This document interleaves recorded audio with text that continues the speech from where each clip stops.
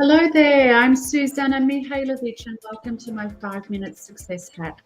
Did you know that the greatest intellect that ever, or one of the greatest intellects that ever lived, the great Albert Einstein, said that intuition is your sacred gift and the intellect is the servant.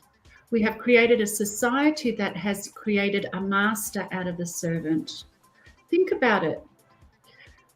Often we are taught or programmed to think that the intellect here, that we should start with the intellect and intuition is just something that's woohoo.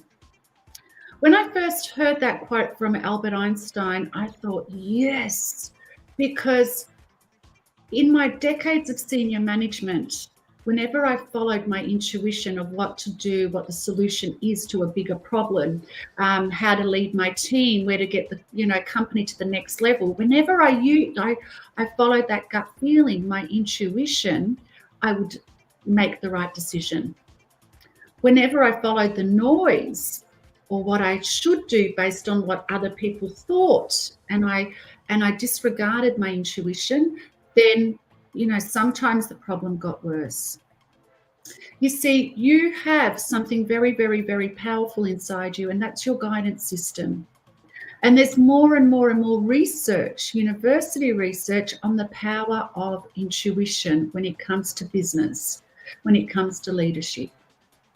In actual fact, your intuition is one of your 6 higher faculties of the mind. So you really want to start tapping into it.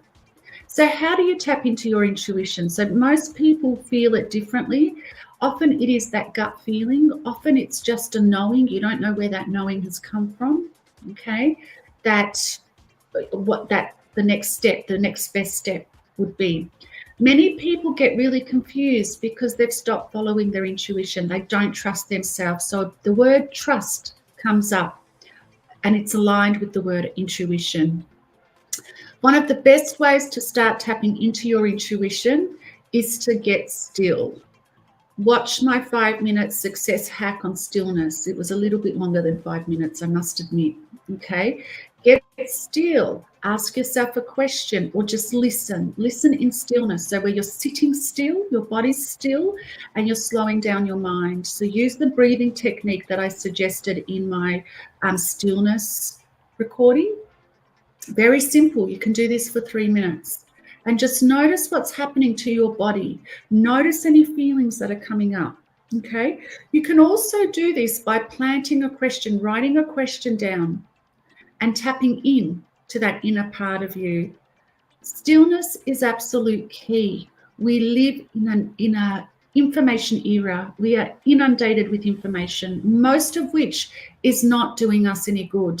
Most of which is either trivia, bringing on more fear, or it's not fact-based. It's not tapping in to your infinite power, to your genius. So you have a genius locked up inside you, and that genius has the next step and the next step and the next step. You just have to tap into it.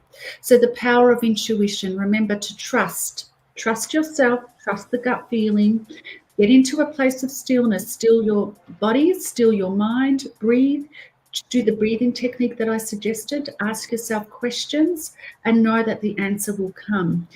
When you initially start doing this, you might be caught up here. So you might have tapped into your intuition, but then your head gets in the way and you start to think, oh, is this the right answer?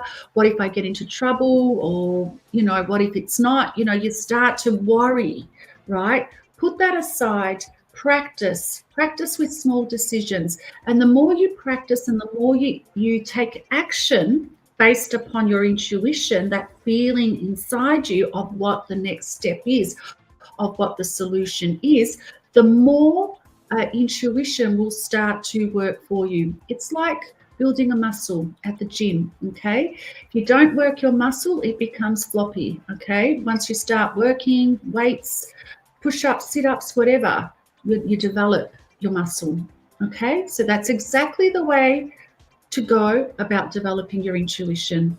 Please send me a message, let me know how it goes, and let me know if you want some more helpful hints. Till next time.